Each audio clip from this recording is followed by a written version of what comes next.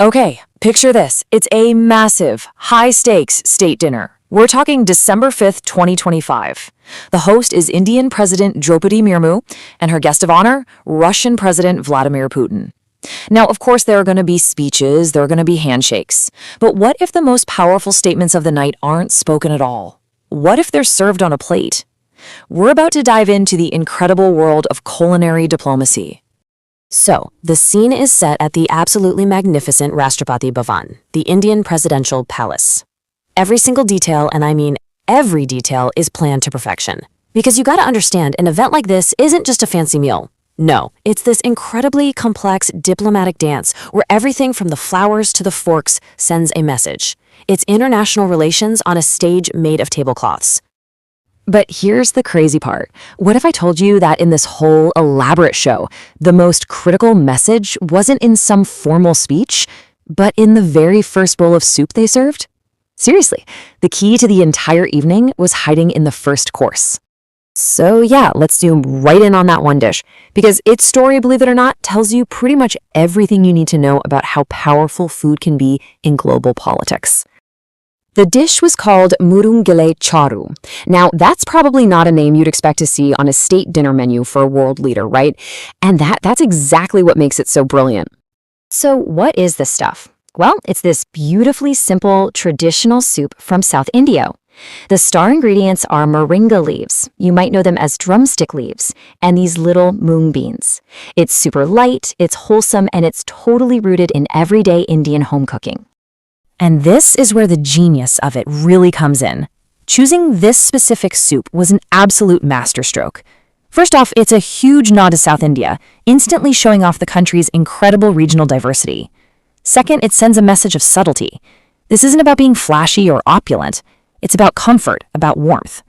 And finally, it screams authenticity. It connects this grand dinner right back to India's deep agrarian roots. It's just perfect. But that soup, as thoughtful as it was really just the beginning. The entire menu, which was all vegetarian by the way, was basically a culinary journey across the entire country, with every single dish telling a piece of the story. The tour started up in the majestic north with something called Gucci Dun Chaitin. We're talking exquisite morel mushrooms, a super rare delicacy from the valleys of Kashmir, stuffed and served with this amazing walnut chutney. From there, the journey went east, all the way to the Himalayas, and was represented by these incredible vegetable jol momos. I mean, look at them. Delicate little dumplings just swimming in this warm, tangy, super flavorful broth.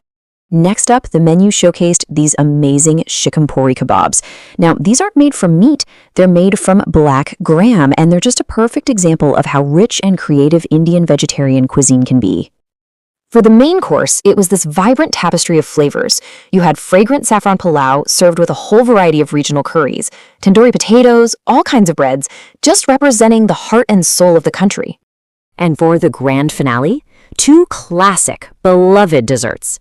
A rich badam halwa, which is made from almonds, and a creamy kesar pista kulfi, which is infused with saffron and pistachio. Just a beautiful, elegant, and traditional way to finish the meal. Okay, so we've seen what was on the menu. Now we get to the really important part. Why? Because this wasn't just some random collection of delicious dishes. It was a carefully, strategically crafted diplomatic statement. Let's break down the strategy here, because there were 4 really clear messages being sent. First, it was a cultural bridge, using a vegetarian meal to share a core part of Indian identity. Second, it showcased regional unity, a literal taste of India's famous unity and diversity. Third, it was a masterclass in soft diplomacy, reflecting values like balance, sustainability, and being culturally rooted. And fourth, by using humble traditional food, it sent this powerful message of genuine warmth and deep respect. And all of this, really, it just perfectly illustrates the big idea we're talking about today.